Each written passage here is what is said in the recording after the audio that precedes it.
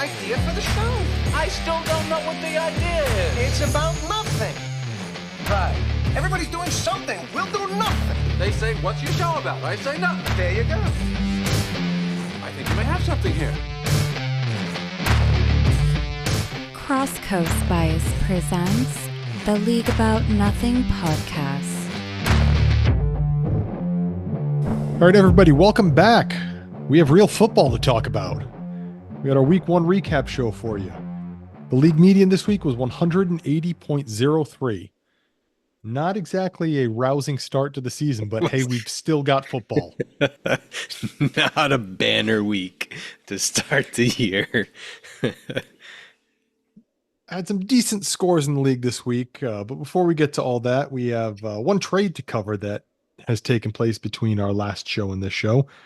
We had a trade between JMC and Flea. JMC picked up Josh Downs and a 2025 third-round pick attached to Big Biscuit's roster, and Flea got back Amari Cooper and a 2025 fifth-round pick attached to JMC's roster.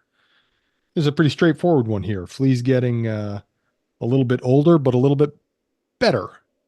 Production-wise, yeah, I'd say probably a lot better for what you're expecting to get out of these two receivers for the rest of the season.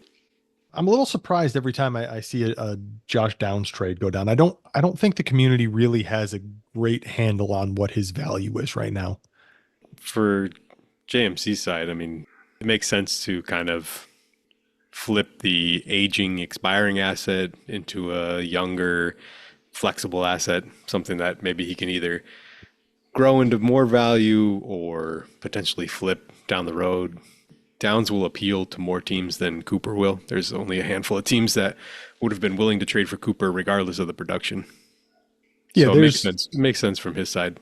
It's a smart trade for him. It's a smart trade for Flea because she's in a championship window right now, and she wants to maximize, as you said, scoring in this season. And Cooper's much more likely to put up more points than Josh Downs is. And the difference between that fifth round pick and a third round pick, in next year's draft is of less concern.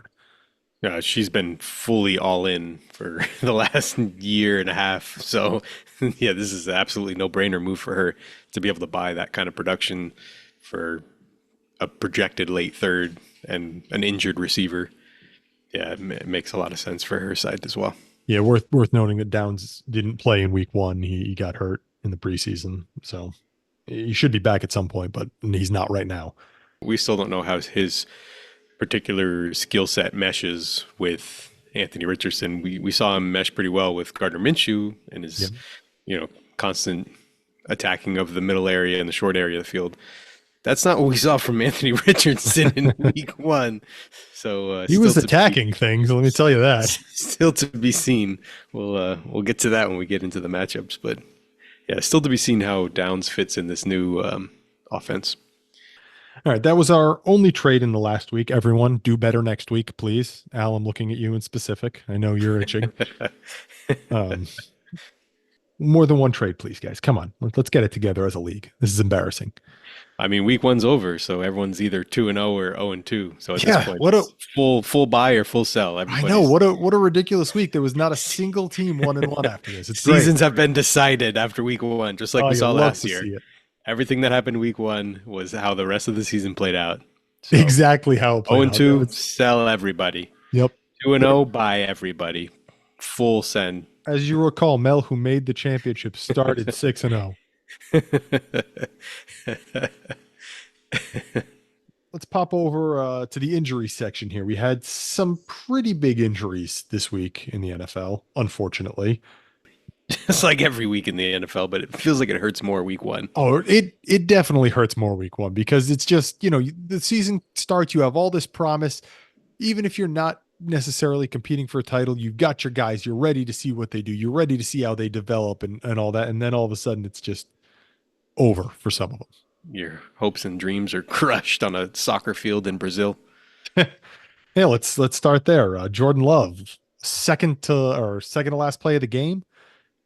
Knee injury looked pretty bad in real time. He seems to have dodged the worst of it. They're saying 3 to 6 weeks.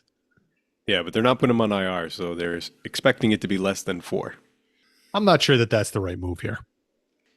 I think long term, you probably want to make sure that he's fully healthy. He is the franchise at this point. So, He's but got the contract now. but He's there. they're also trying to build on last season, and they don't want to necessarily give games away. You know, if they can brace him up and he can protect himself, then they're going to throw him out there because this team is not going anywhere with Malik Willis or Sean Clifford or Ryan Tannehill or whoever they pull off the scrap heap. This is a big step down from Jordan Love. And it sounds like they're going to go with Willis. It doesn't seem like they want to do something else, which we'll see how is long a decision. That lasts. We'll see how long that lasts. Yeah. If he's out more than a game, I don't think we're going to see Malik Willis for very long. He is just not an NFL quarterback. I mean, he has zero pocket presence.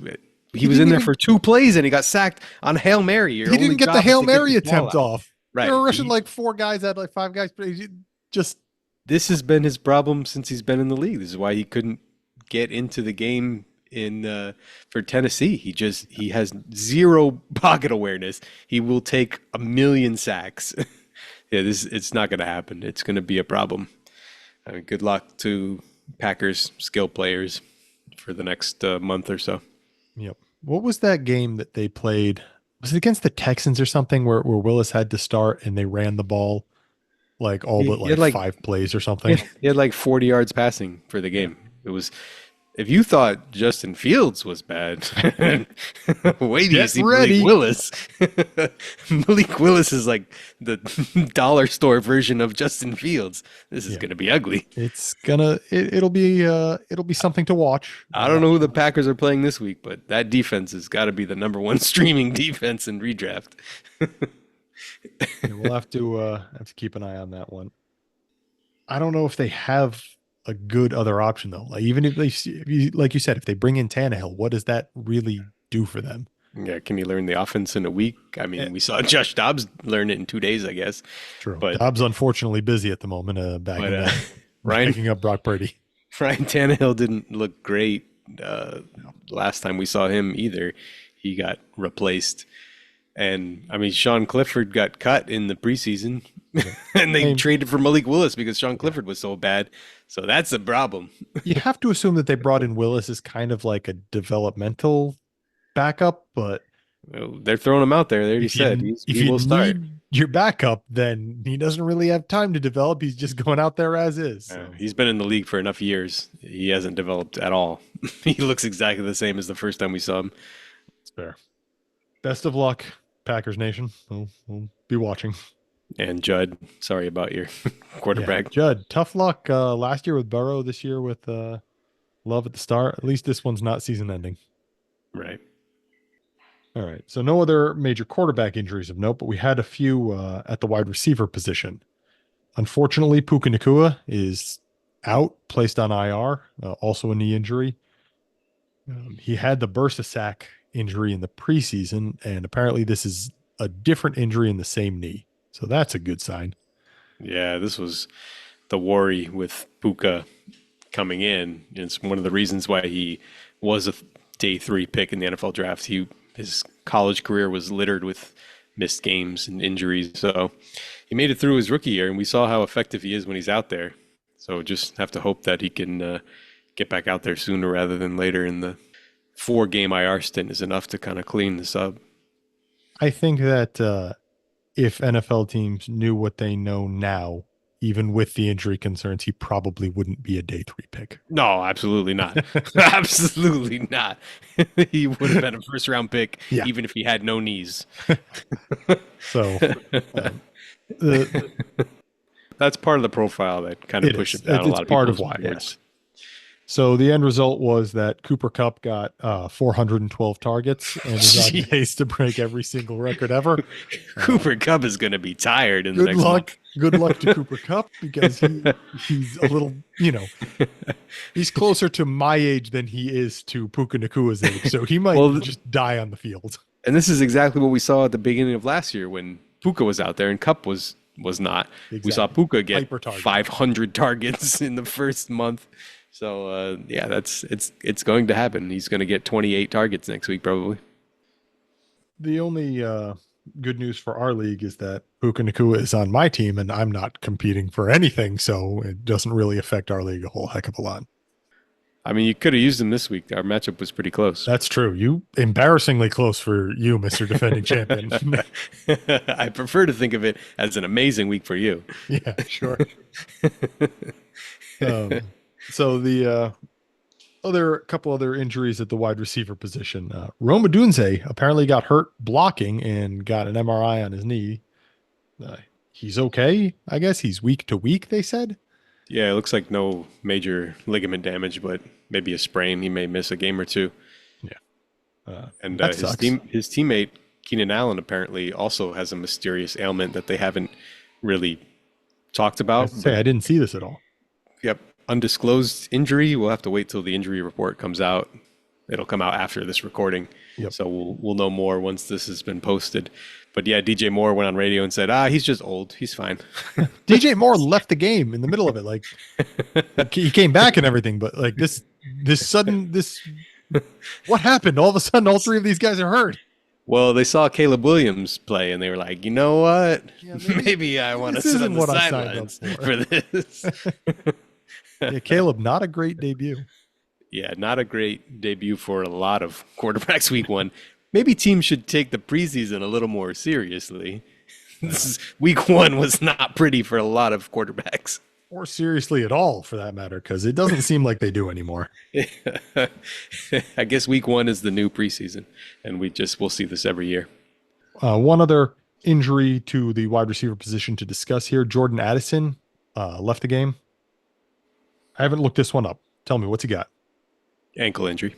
Ankle. Oh, that's right. He had the high ankle sprain on one side, or the ankle sprain on one side, now the high ankle on the other. Is that what they said? Yeah, he came out and did not return, and they ruled him out immediately. So, I mean, we'll get more information in the next couple of days, but didn't look great. And the fact that the quick rule out is usually a bad sign. That's usually a multi-week thing. Yep, that does not bode well. Although, to be fair, they didn't really need him this week, unfortunately, for my Giants. Speaking of rough, week ones. Yep, that was something. They were part of the problem. Yep. No other major injuries of note at the wide receiver position. There was a few guys who got hurt that didn't end up playing, like T. Higgins, Hollywood Brown, Josh Downs, who we discussed before. But most of those were either preseason or pregame injuries that don't really, we're not going to get into here. Yep. Couple of, I don't know if big name tight ends is the right word, but like second tier tight ends here. Hey, in this league, big name tight ends. Yeah. These guys are top 10 tight ends. That's a big name. Considering we have to start 47 every week. Unfortunately for you and I, they're on our teams. Yeah, great. Jake Ferguson hurt his knee. Looked kind of like a hyperextension. The reports have been a little mixed. Some saying he's going to be out. Some saying he's not. Some saying he's possibly could play this week. Time will tell, but he's not going to be 100% even if he does go. There was also the Sleeper issue with the notifications where Sleeper notified everyone close to 100 times about the Ferguson and Ken Walker and one other injuries. Did you get all those notifications? Yeah, it was Njoku was the other one. Was it Njoku? Okay, yeah. I had to turn my notifications off. I was like, it was driving me nuts. You got all the notifications and then you cleared them, and then 2 minutes later you get them all again. Yeah, I didn't check my phone until later, and I had like 72 alerts all saying the same thing. That was wonderful. Yep. David Njoku, the other injury, he left, did not come back. Yeah, his is a high ankle, so he's going to miss some time, unfortunately for me. Yeah, tough start to the year. Always rough to see injuries to the tight end position. Hopefully both these guys are all right. Hopefully all the injured players are all right. We don't want anybody to get hurt. All right, so the one other injury that I feel like we should probably talk about here is Christian McCaffrey didn't play on Monday Night Football. And you barely beat me, and half of that was because you have Jordan Mason on your bench. The strength of my team, my running back core. We can talk about that when we get in my matchups, but this is why I carry a bunch of backup running backs. Yeah, we we didn't expect this McCaffrey thing. They're already saying he might miss next week as well. So obviously it's a fairly serious injury. He's listed with an Achilles. He had an issue with the calf in camp. I guess it's the same thing. I don't know. Apparently they didn't need him, so might as well no. let him rest up because they had no problems running the ball against the Jets on Monday night. Well, when you're ready to give your backup running back 28 carries, what do you need a starter for? Exactly. Take your time, Christian McCaffrey. Yeah, Make sure you're 100%. They're concerned with later in the season, with the postseason. They're not. Yeah, they're trying to win a Super Bowl. Yeah, they're not going to take chances with McCaffrey if they don't have to. Yeah, that makes sense. Why would you do that? No, Why would you rush him and risk him getting injured worse and then really missing significant time? Because you have Jordan Mason, who apparently can handle 28 carries. Right. Yeah. Who needs Christian McCaffrey? Exactly. All right. Sorry, Criddle. I think Criddle needs Christian McCaffrey. You say that.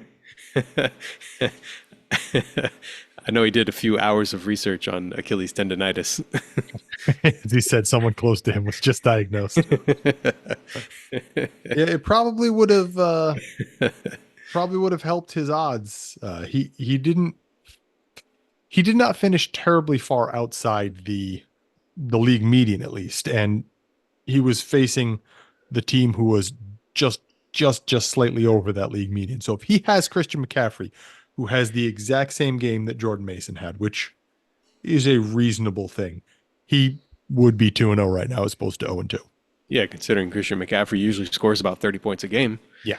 Could have made a big difference in that matchup. Yeah, so obviously, like you said, Criddle's missing him at the moment. We'll see how long it takes, and we'll see what moves Criddle makes, if any. But let's get over to the matchups, because that's enough depressing injury talk.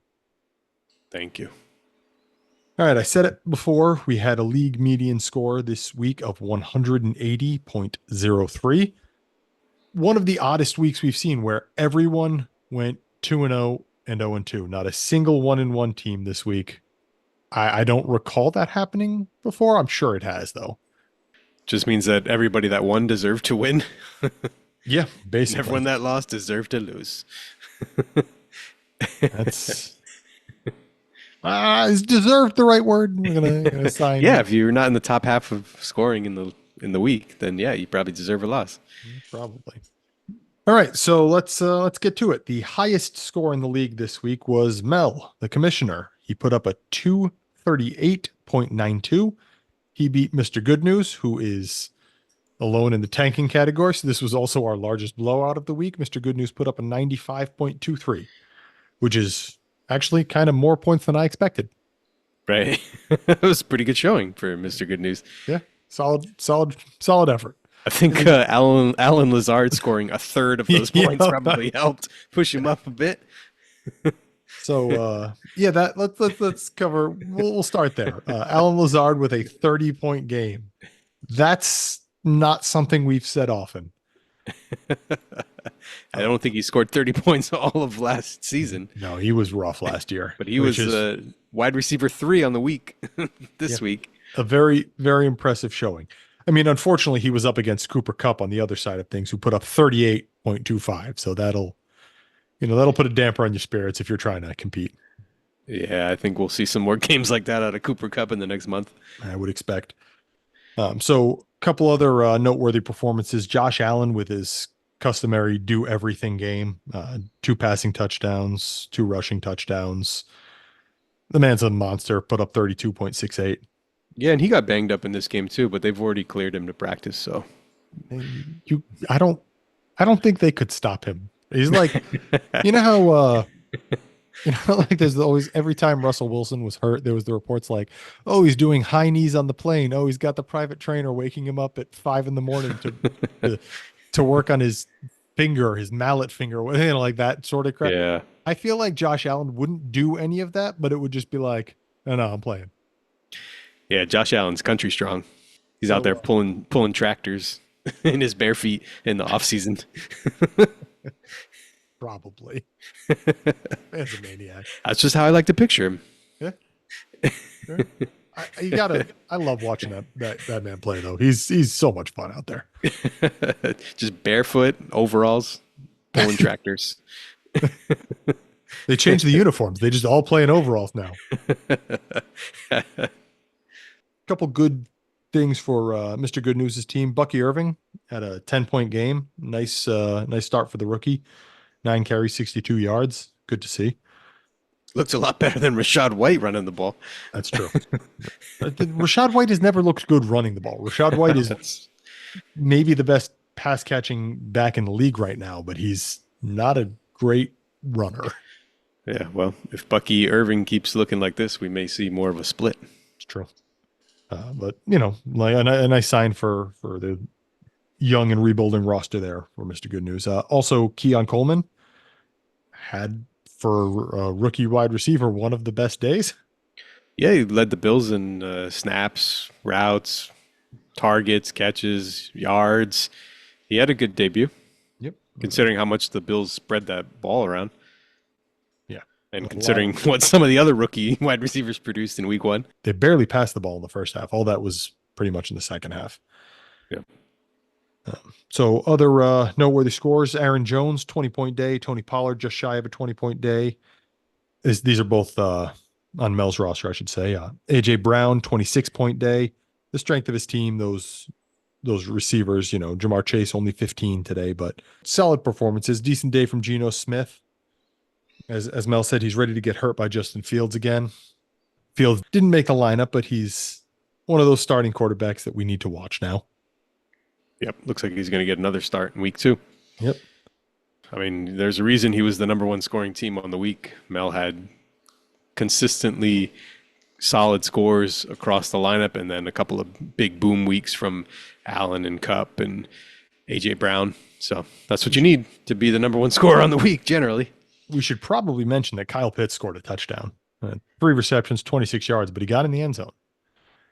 Welcome back, Kyle Pitts. Is it back? Is back the right word? I don't know. That offense looked like dog shit. So we'll see how it looks in week 2. Speaking of poor quarterback debuts. Ray McLeod's not supposed to be your leading wide receiver. Yeah, I don't know about that. But he did score a touchdown, and he didn't do that very much under Arthur Smith. So we'll see. We'll see how it goes going forward. Other side of things, your boy Johnny Munt, 5 points for Mr. Good News. Hey, Johnny Munt. Somebody's got to play tight end while Hawkinson's out, and I guess it's going to be Johnny Munt. Yeah. So, all right. Nice win for Mel there. Highest score of the week. Congrats. Let's move on to our second highest scoring team, which was Big Biscuits, excuse me. Very close. Very close. Yeah, 236.59. Only a couple points off that leading pace from Mel there. So Big faced JMC on the other side of things. JMC had a pretty rough go. 125.54. Not the way he was hoping to start the year. Yeah, so his team is heavily dependent on wide receiver scoring, and week 1 was a very bad week for quarterbacks. So yes, when that happens, it's not going to be fun. No, there was not a lot of boom performances at the quarterback position, which obviously means that there's going to be fewer at the wide receiver position. Unfortunately, JMC had basically no big scores, which is why he struggled so much. Yeah, Debo was the only player he had over 20, and it was just 20. Yeah, Debo with 20, Devonta Smith 19.6. Everything else pretty rough. Malik Neighbors and Zay Flowers 13 points, DJ Moore 12 points, single digits the rest of the way. Things will get better for his team. We don't know if they'll get good. He's not going to put up 125 every week. He's going to have much better weeks than this. Yep. Yeah, but is it going to be good enough to be a contending team? I think he's probably getting close to making that decision where he may start selling some pieces if this trend continues. Yeah. We knew this coming in. We discussed it when we did the team previews, but the tight end position was a problem for him. Mike Gesicki with 7 points. Grant Calcaterra, is that how you say it? I can never. Calcaterra. Calcaterra, okay. With a 3.35. So. And running back as well. Yep, running back Samaje Perine in the roster at 2.5. And Ray Davis was his running back 1 with 4 points. So yeah, not those holes are. You really need a lot more from your wide receivers and quarterbacks if you're going to paper over basically 4 empty roster spots in your starting lineup. Also noting that his didn't happen this week. Yeah, not this week. Also noting his super flex was filled by Rashad Bateman because he's only got 2 quarterbacks on the roster, and Will Levis had a pretty rough outing. Oh, he's got Jacoby Brissett for right now as well. But that's right.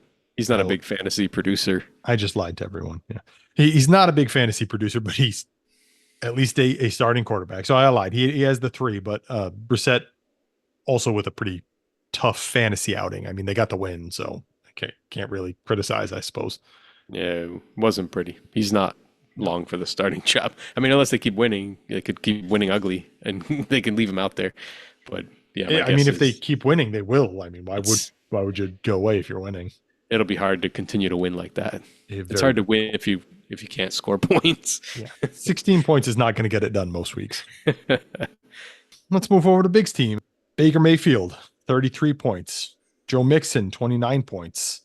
Lowest score outside of the tight end position, James Cook with a 14.55. Just really solid performances across the board here. No duds on the sheet. Yep. Solid scores at pretty much every spot. And then a couple of nice boom games. And there you go. And then you got the second highest score of the week, very within 2 points of the highest score. So Big's got a very deep and very talented team. We saw it all of last year, and it's continued through week 1 of this year. I wouldn't expect it to change anytime soon. Nope. One thing I would expect to change, I would expect he probably gets more points from the tight end position most weeks. Only 25 points combined between Trey McBride and Sam Laporta, 12.5, 12.75. Yeah, we thought quarterback was bad this week. Tight end was tight end was ugly. There's only 2 guys in the entire league at tight end that had more than 4 catches or more than 50 yards.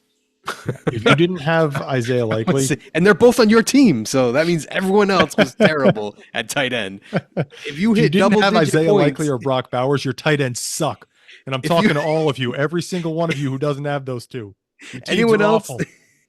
Every other tight end that broke double digits was a top 10 scoring tight end this week. So it wasn't a great week all around. All of these tight end scores are bad. Yeah.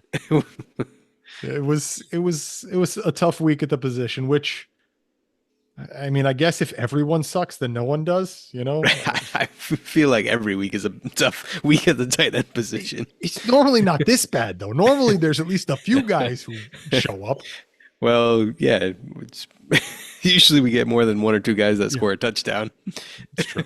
Again, the quarterback performances weren't great, so they were not. Yeah, we'll see better weeks at tight end, specifically for Big's team, specifically for the rest of the league. Probably not for me.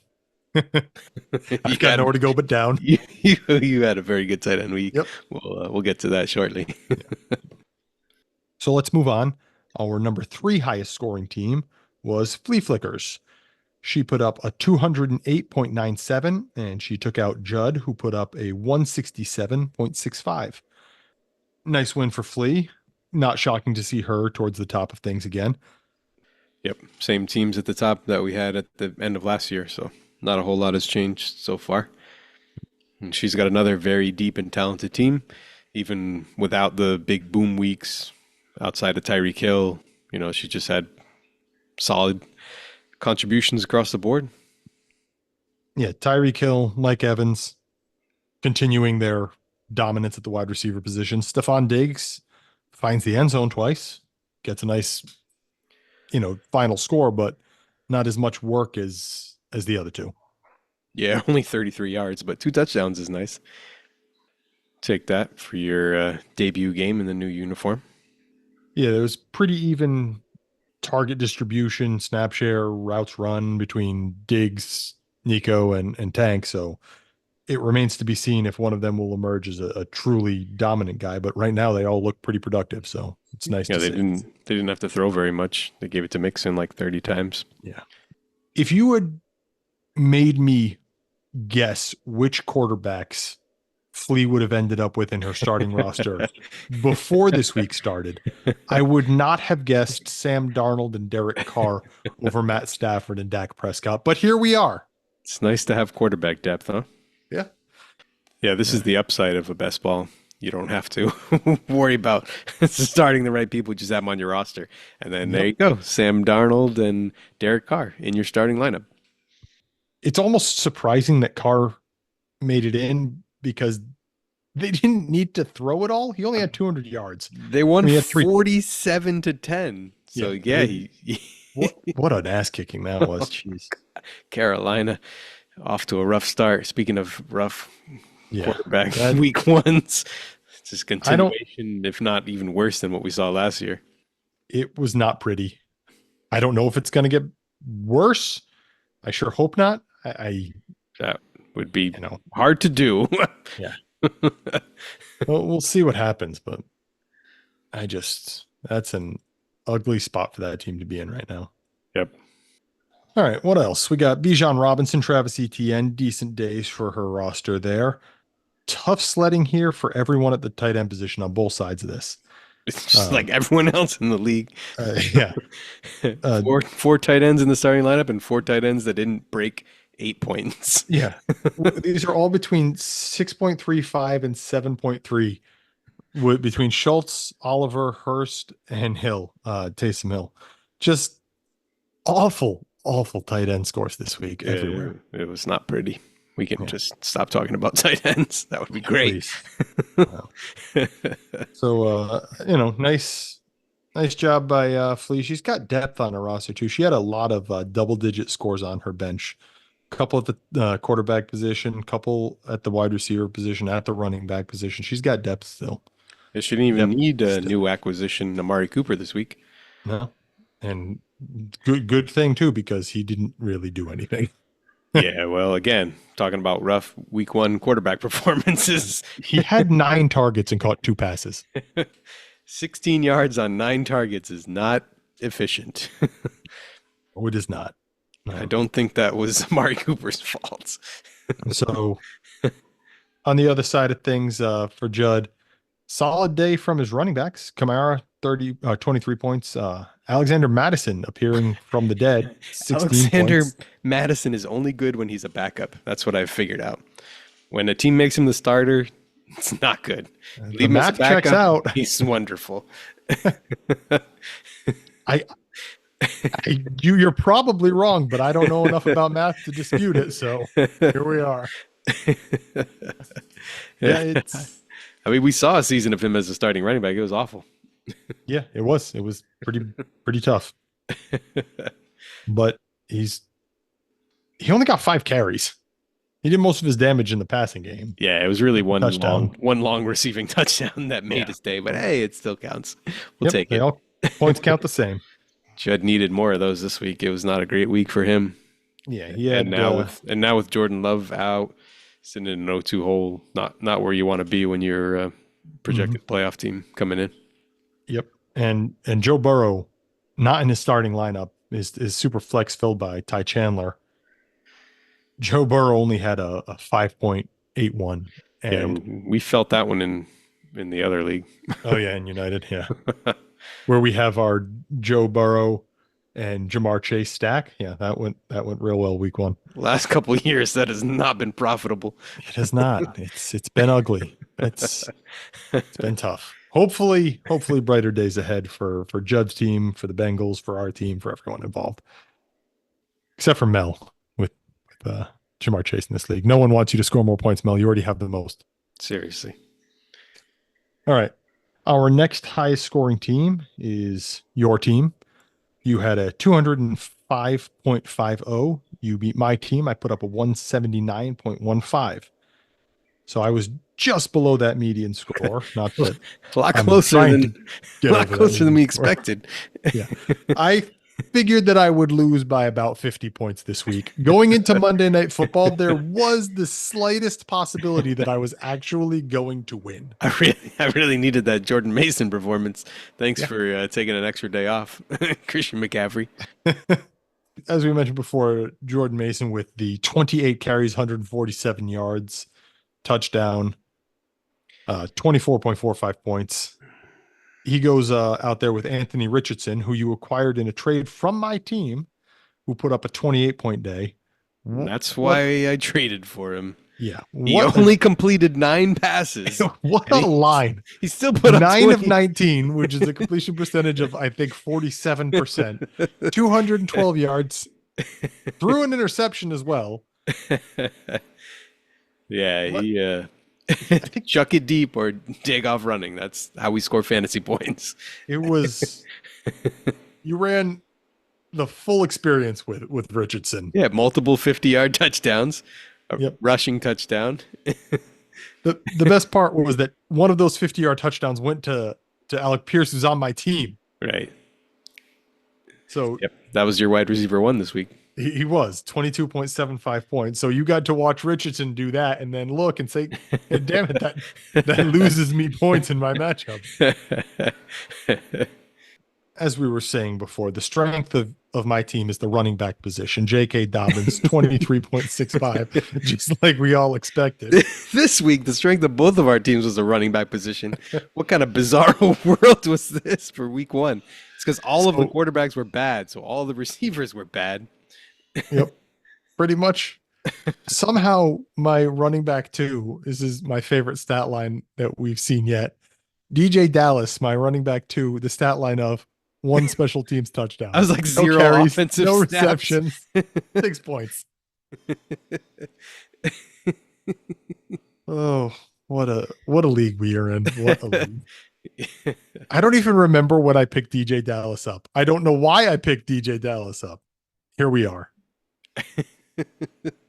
All right. So solid day for gotta have Arizona's 4th string running back, but hey, he scored a touchdown. So and he got in your lineup. He scored a touchdown. That's literally all he did. He did not gain a yard. I don't think he played an offensive snap. I don't think he was on the field on offense. He certainly didn't touch the ball. Look at his. I'm trying to see if I can see his Snapchat, but I keep clicking the wrong thing. Just special game team log here. Snaps. Snap percentage 0. Yeah, not an offensive snap. He did 6 not points. play on offense, but he scored. Listen, 6 folks, points. this is how you manage a best ball league. This is next level management here. Oh, I got to be honest. I've really missed football. Welcome back, week 1. Welcome back. All right. So what else happened in this matchup? Jameer Gibbs, solid day for you. Yeah, my running backs. Montgomery. Running backs carried me.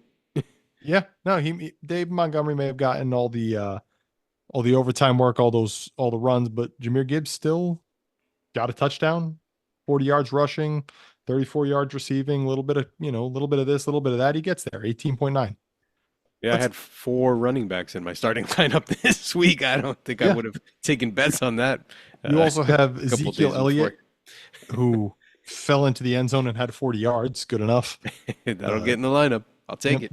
Devin Singletary, who didn't get into the end zone because no one on the Giants did. Let's not talk about it.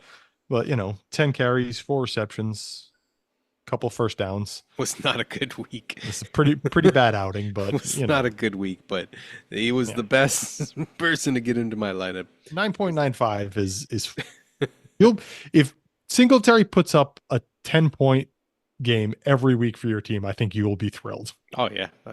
That's what I need just to raise my running back floor. I don't have a lot of running backs despite my week 1 success. I'm not expecting to get 30 points from Jordan Mason every week. So probably going to need that 10-point floor for my running back spots. So your wide receivers this week, disappointing games for who they are, but still solid games overall. Waddle with a just shy of 20-point game. Justin Jefferson, 17. CeeDee Lamb, 16 points. Brandon Cooks in your lineup also with 16 points. Guys like Ayuk and Olave didn't make the lineup.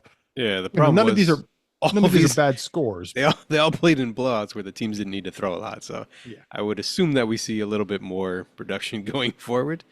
Probably. But it was good enough to get over the median. That's all I care about. Yeah, and you assume that those quarterbacks will have better days. The passing games will have better days. We'll see the timing and rhythm of these passing offenses get better as the season goes on. Yep. Hopefully. And then on your side, the story is the tight ends. I mean, Yep. you had the best tight ends on the week. Yeah, Isaiah Likely, we all got to watch in the season opener. Huge day, could have been Just even bigger with, dominant. smaller shoe size. 34.85 points. Yeah, I'm thrilled. more than double the tight end 2 on the week. Foster Moreau, who was like 4 for 40. That was our number 2 scoring tight end this week. Foster Moreau. Just like we all 40 expected. yards. We've been talking about Foster Moreau for years. Actually, that's not an exaggeration. Foster Moreau was the first person we put on our taxi squad in He's United. been on our other roster forever. Literally the first ever. Except he's no longer on our roster, and now he's good. So He's been gone for tracks. years. Yep. That tracks. I gotta say, my tight end calls for taxi squads and late shot tight end calls have probably been the strength of my fantasy performance over the last 5 years. You are the tight end whisperer. So anyway, Isaiah Likely with 34.85. Who knows what we'll see between him and Andrews going forward? Likely, hopefully a little more for Andrews for my sake. Yeah, I think a lot of that was just based on the fact that the Chiefs always seem to focus on taking Andrews out of the game, and they definitely were bracketing him. I think a lot of pretty much every play. A lot of it had to do with the fact that they run very different route trees, and Andrews spends a lot of time in the seam and a little deeper, and they just could not throw the ball more than 3 yards from the line of scrimmage. So you saw Flowers get peppered with underneath targets. Likely did most of his work on yak yards. He wasn't getting a lot of stuff down the field. And then Justice Hill had about 15 targets out of the backfield. So it was either throw it 2 yards or Lamar take off running. I was gonna say, and the rest of the game offense was Lamar saying, "Fuck it, I'll do it myself." Right. That was the game plan week 1. We'll see if that continues. You said that our second highest scoring tight end on the week was Foster Moreau. Right up there with Foster Moreau was Brock Bowers in his debut. Right. It's only because Moreau had a touchdown. Bowers outproduced him, receptions, targets, yards, first downs. He just didn't catch a touchdown. It was very nice to see him heavily involved right from the start. 6 catches, 8 targets, 58 yards. That's a solid, very solid performance from a rookie tight end in his first game. Definitely quells a lot of fears that we had about how they were going to use the tight ends together. It turns out they're just going to use Brock Bowers a lot everywhere, all over the formation. We saw it a little bit in the preseason. They lined him up out wide and slot and the backfield, and it carried over the first week of the regular season. He was heavily involved in this offense, which is great to see. For you, at least, not for the rest of us. So. I say that offense didn't end up producing very many points. So if at any point they can, get some points on the board, that right. That could speak well to Bowers doing well for the rest of the season. Well, we saw the Jim Harbaugh effect week 1. The Chargers defensive line, which has been just abysmal for eternity, was actually ferocious for once, stopping the run. They haven't been able to stop the run in the last 2 decades.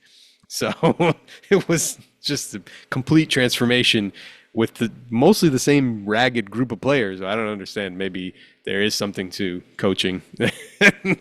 Maybe there's something to coaching. You don't come here for the worst analysis in the league. You get gems like that. Maybe there is something to this whole coach scheme thing. Because all the other coaches they had couldn't figure it out. All right. Our next highest scoring team was Flinch with a 185.42. He beat Benign Rug, who put up a 132.86. So Flinch with a 2-win week here. Benign Rug with a little bit of a slow start to his rebuild and, potential competing. Yeah, it was kind of a down week for Flinch, but thankfully the matchup saved him here. I mean, he did manage to get over the median, so he wasn't one of the bottom scorers of the week, but yeah, scoring was kind of down across the board for everybody. But he got his 2 wins, and they count just as much as if he had scored 300 points, so he'll take it. Exactly. So the big scores in this one came at the quarterback position. It was Lamar Jackson and Jaden Daniels facing off against each other. Lamar with a 27-point day, uh, Daniels with a 25.66. Pretty good score for his debut. Yeah, it wasn't a great NFL debut, but good for fantasy. That's what happens when you run for 88 yards and 2 touchdowns. We're comparing this to the other rookie quarterback performances. This was incredible. Well, Caleb threw for what, mean, 93 yards? yeah, it was. It wasn't exactly a passing clinic, despite the solid numbers. But yeah, compared to the other guys, it was not great. Yeah, so we'll watch and see how Daniels does the rest of the year. But if he runs like this, Right, it's gonna be good fantasy performances. This was the thing about Jaden Daniels. Even if he struggled as a passer, and I think he completed 3 passes to receivers all day. I mean, it wasn't pretty. But when you run for 88 yards and 2 touchdowns, that raises your fantasy floor significantly. This was the Justin Fields effect that we saw the last couple of seasons. Yeah. Hopefully he has a better end result than Justin Fields. Right. Well, he didn't take 8 sacks, so that's a start. That is an improvement. On the other side of things, Ramondre Stevenson and Rashee Rice with nice days for Flinch's team. Both right around that 22-point mark. Yep, this was the formula. He had good scores from his running backs. His big 4 running backs all made the starting lineup, and then he got just enough from his receivers to get him over the hump. Tight end was a wasteland for everybody, so, we're not really worried about tight end this week because nobody scored points at tight end this week. The highest scoring tight end in this matchup, Hunter Henry, with a 5.8 on the strength of 2 catches for 18 yards. 18 yards. Yeah, no tight end in this matchup had more than 18 yards receiving. And he was the only one that had more than 1 reception. So it was that kind of week at tight end. So those pretty much cancel each other out. Nobody got an advantage at tight end. I would like to point out the tight end 2s on both of these teams, though. Cole Kmet, the tight end 2 for Flinch's roster, he lost out quite a bit to Gerald Everett this week. He had fewer routes run, fewer targets, I think a higher snap share, but I'm not sure about that. But he could be in for a tough year if they're going to give Everett that much run. Yeah, we saw kind of a continuation of what we saw in the preseason. Shane Waldron is famous in Seattle for heavy tight end rotation, and he's very familiar with Gerald Everett from his time in Seattle. So we kind of saw that reflected. Both tight ends played quite a bit, and we're probably going to see Mercedes Lewis get rotated in even more as the season goes on, especially in blocking situations. He's a good blocker. He's 48 years old, but he's also gigantic, and you can't move him. He's a good blocker. Every year, I bet Mercedes Lewis to score a touchdown 1 week a year. I am 2 for 4 in the last 4 years betting it, and his odds are always like 20-1. Well, yeah, because he's been a great return. He scores like 1 tight end a year, 1 touchdown a year. So. I know, and I've called it 2 of the last 4 years. That's amazing. Yeah. So I will let everyone know. You should start a hotline. I will let everyone know what week I choose to make that bet this year. It'll be in the second half of the year. I'm thinking like week 13-ish. We'll circle back around that. I'll let everyone know. But I would be a little concerned if I was Flinch about that timeshare for the season. Yeah, well, hopefully the passing game improves and Caleb can throw for more than 90 yards a week, and that'll kind of raise the floor of all of these guys. I'm sure there are brighter days ahead for the entire offense. Right. Yeah, it wasn't a great debut.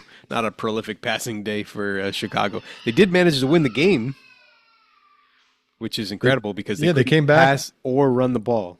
No, the defense bailed them out, but that's part of the game. It works. Yeah, the problem was Tennessee was even worse on the other side. Tennessee was real bad. That pick 6 was a sight to behold. Yeah, it was not a great week 1 for many quarterbacks. Will Levis is towards the top of that list. Yeah. I'm a Giants fan. I'm not going to criticize anyone at this point. But speaking of Giants, on the other side of things, Benign Ruggs tight end 2 this week, Theo Johnson. He dominated the snap share for the tight ends in New York. He had the most routes run, most snaps. So he only had 1 catch. He had 4 targets. It seems like he's the guy to own there. Yeah, if he's going to play, 80% of the snaps, then that's a very valuable piece, even if he was not productive week 1. I mean, that kind of role will be very important in this league, especially if you're getting it right off the start as a rookie. Nice to see him at least out there. We'll see how long the production takes to come around if it does come around. Devon Veal, I don't know. He got picked up off of waivers by Flinch in the offseason and made the starting lineup with a 14-point day. 8 targets, 8 catches, only 39 yards for Denver, but he was pretty much the only fantasy-worthy player there. I mean, yeah, for a guy that where did he get drafted in the 7th round? Or was he undrafted? I think he was undrafted. He's also like a 28-year-old rookie. I mean, this is this is about as obscure as you can get for week 1 production. Yeah. But, we saw Denver kind of telegraph this with their moves. He ran with the starters all preseason, and they released Tim Patrick right before final cuts. Mm-hmm. People were hoping that was going to pave the way for Marvin Mims, but it seems like it paved the way for Devon. Yeah, and their 4th round draft pick, my one true love, Troy Franklin, didn't even make the game day roster. Essentially, he was inactive. Right, he was healthy and active, and last year's 2nd round pick, Marvin Mims, played like 10 snaps. He's basically just a special teamer, unfortunately, it looks like. But yeah, they stuck the big old rookie out there. So a lot of people are calling him the next Marquise Colston. It could be. He is, what is he, 6'5", 210, something like that. He's a big guy. It's a role, and it's a type of role that we've seen in Sean Payton offenses in the past. So I guess it wouldn't be overly shocking to see it, again. Yeah, it wasn't exactly a stellar debut. I mean, he caught 8 passes for under 40 yards. So it was may have more to do with Bo Nix than him. True. But hey, when you're a day 3 rookie and you're on the field, playing starter snaps, that says something. We don't see this very often. I thought it worthy of noting that, this is an undrafted in our league, free agent pickup making the starting lineup week 1. It's impressive. It's difficult to find any production on the waiver wire, and doing so I feel is noteworthy. Agreed. Interesting tidbit here. Neither one of these teams had a quarterback in their super flex spot. Rugg had Jordan Addison and Flinch had Derrick Henry. That's because Deshaun Watson and Bryce Young were not good. This is accurate on both counts. I'm not honestly sure which one of them I would prefer to have on my team right now. Yeah, it was not a great week 1 for either of them, and 2 quarterbacks that really need a strong start to the season after the way last year went for both of them. Last couple of years for Mr. Watson. Mm-hmm. They could have used a hot start, and it did not happen. It did not. Well, we'll see. Ruggs got Drake May on the bench there, and Aiden O'Connell could possibly come into a starting gig at some point. Flinch on the other side of things has Russell Wilson, who presumably will be back eventually. So there are other options for these teams on the horizon. Yeah, we'll see if their NFL teams start looking towards other options. We've got Jameis Winston now in Cleveland, and Andy Dalton got into this game because it was a 47-10 loss. So we did see some Andy Dalton already. Might not be the last time we see Andy Dalton this year. We'll keep an eye on all of that. All right, we've got one more matchup.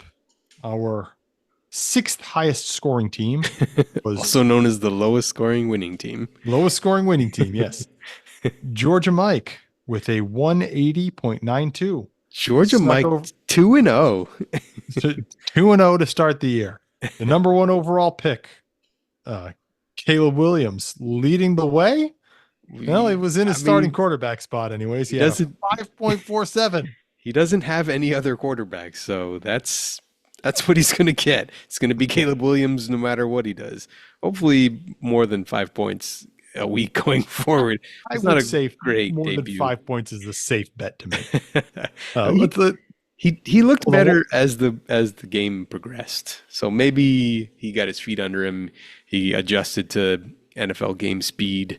Maybe we'll see more going forward. I would say we will. The other side of this matchup, before we get too deep into it, Criddle took both losses, unfortunately, but with a 167.73. So Criddle drops to 0-2. Georgia Mike starts 2-0. Yeah, unfortunately, his receiving depth, Achilles heel, really reared its ugly head week 1. He didn't get much production. I think his wide receiver 2 was Eli Moore with 5 points. So that's not going to get it done. It's going to hamstring you right off the bat if you're putting up a 5.15 in a wide receiver spot. Yep, his tight ends were good enough for this week at least. His running backs were very productive. Saquon Barkley had a monster debut in his Eagles uniform. I don't want to talk about it. Hey, we said he was going to score 15 touchdowns this year, so we're almost there. Only 12 more to go. Well, 12 more to go, and on this pace, we only need 4 more games. Right, he'll get there before October. Montgomery had a good game. Jerome Ford had a good game filling in for Nick Chubb. But yeah, he just didn't have enough players this week. You got guys like Kyle Juszczyk in his lineup. That's probably not going to be a winning week. For a team with playoff aspirations, he's still got a few holes to fill, I think. Yeah, there's a little bit of work to be done there, but there's a good frame of a team here. Like you said, Saquon Barkley, obviously we talked about it earlier, missing McCaffrey is a pretty big blow. When you missing McCaffrey hurts because he's the number 1 player. In fantasy, yes. Yeah, so without that, it makes a big difference.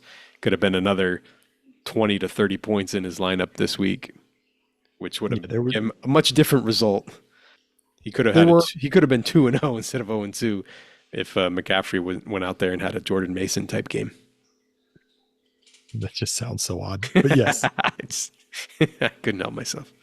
It's interesting to know that this was our lowest scoring winning matchup here, because after Thursday and Friday, where Saquon Barkley went out and scored, or I guess it was just Friday, where Saquon scored 34 and Jaden Reed on the other side of things scored 35, it really looked like this could be a really high scoring matchup, but it kind of fizzled a little bit on Sunday.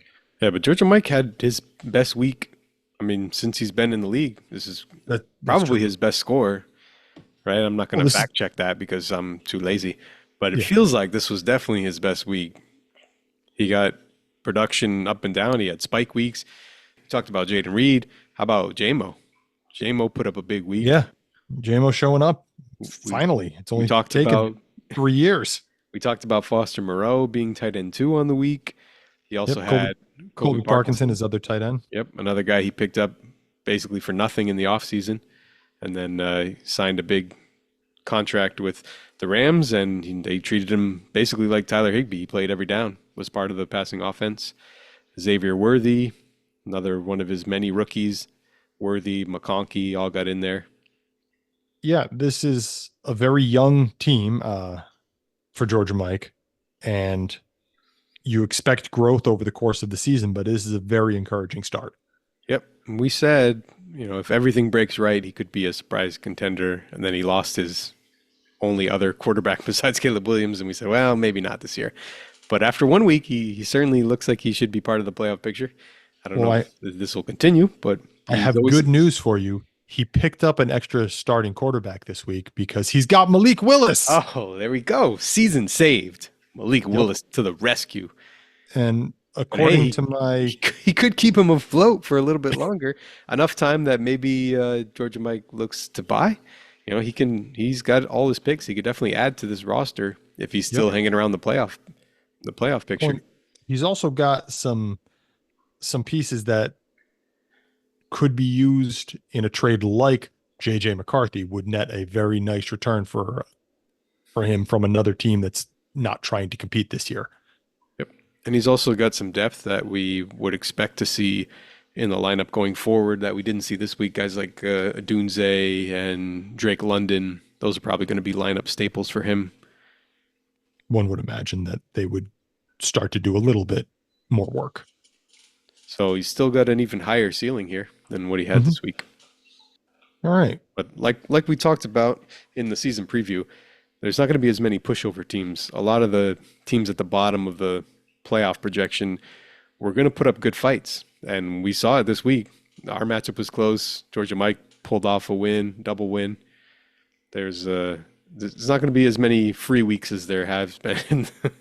No, probably not. There will be more upsets and there'll be more 1-1 performances than I think we saw a lot of last year. Yep. So that wraps up our matchups. Let's move over and take a look at the percentage chance to make the playoffs. Everybody's favorite. Everybody's favorite. We're going back to Dynasty Daddy, everyone. Let's take a quick look. Especially after week 1. Who's in? Who's out? All right. So the top of the list or the bottom of the list? Where do you want to start, sir? Let's start from the top. From the top. That's just because you're the top. All right. 96% chance. Vandelay Industries, 2-0. Not a shocker here. The big names at the top are where we expect. Big Biscuits, 94% chance. Flea, 93% chance. Mel, 89% chance. Flinch, 89% chance. All these teams are 2-0. Same teams that we had at the top a week ago when we were doing the season previews. Not a lot has changed at the top for these teams. No, every one of these teams started off 2-0. Everyone had a solid weekly score. Yeah, these are the top scorers. The projected records for everyone except for you, those 5 teams are yours is 18-10. Everyone else is 17-11. Yeah, there's no differentiation here. For practical purposes, we're all projected to be about the same. Exactly. Yeah. Once we get past Flinch at 2-0 and an 89% chance, we drop down to Criddle, who unfortunately for him went 0-2, but still listed as a 67% chance to make the playoffs. Yeah, so this is two-thirds probability. This is the interesting tier here when we get into the next couple of teams: Criddle, Judd, Georgia Mike. So right now, one of these teams looks to be on pace to sneak in as that number 6 seed. Who's it going to be? I mean, 2 of these teams went 0-2 to start the season, and Georgia Mike went 2-0. So feels like there could be a little ground gain there, even though the playoff odds are still pretty far away. Yeah, the odds are pretty far, but we saw it last year. Eventually, the numbers adding up to the wins and losses will catch up to those percentages. Yep. At this point, you can't really be overly reactionary to 1 week, even if it is a 2-win or 2-loss week. We only have 1 week sample size. We have to overreact. We have to be overreacting. Got it. We have. So Criddle out, 67% chance it's wrong. He's done. Judd 0-2. He's done. 48% chance. Absolutely not. Not going to happen. Next, JMC 0-2. 10% chance. He's done. Next, Georgia Mike 2-0. 8% chance. Put him in. If the playoffs started today. If the playoffs started today, it would be a very, very long playoff bracket. This It's like 5-week matchups. 16-week playoff. Let's do it. I've seen all I need to see. 1 week is enough. All right. Wrap it up, folks. It was a good run. All right. So I yelled them out there, but I'm going to say them a little bit slower in case anybody didn't quite catch it. Judd It's is week 0-2. 1. Nobody cares about these playoff odds. 0-2, 48% chance. That's the line right there. 48%. Yeah. After that, it's the drop off to JMC at 10%. There's, JMC 10%, Georgia Mike 8%. I'm listed at 7%. That's not happening. Benign Rug and Mr. Good News both listed less than 1%. Telling me there's a chance. There's not a chance. There's the gap between that 7 and 8% between me and Georgia Mike is feels like as a wide as chasm. the gap between Georgia Mike and that 96%. Hey, we'll see. He didn't outscore you by very much this week. It was only a point. You No, just but I'm missed not the getting median. 35 points from Isaiah Likely every week. Hey, you don't know that. That offense ran through Isaiah Likely. If I get 35 points next week from Isaiah Likely, I will trade Isaiah Likely away for 6 first-round picks. That's smart. All right. I have to go trade for some more first-round picks. Hold on. I think I'm short 1 or 2. That's the end of our playoff predictor odds here. We'll check back in next week once we have a larger sample size, and we'll overreact to that. Twice as big of a sample size next week. Then it'll really matter. Next week, we will presumably have some teams that didn't go 2-0 and 0-2. So it'll be a little bit more interesting to parse what we get. We shall see. Yeah. Time will tell, I guess. We don't even know if we'll be alive by next week. Calm down, Shanahan. All right, so that wraps up week 1. We did it, everyone. Football's back. Football is back.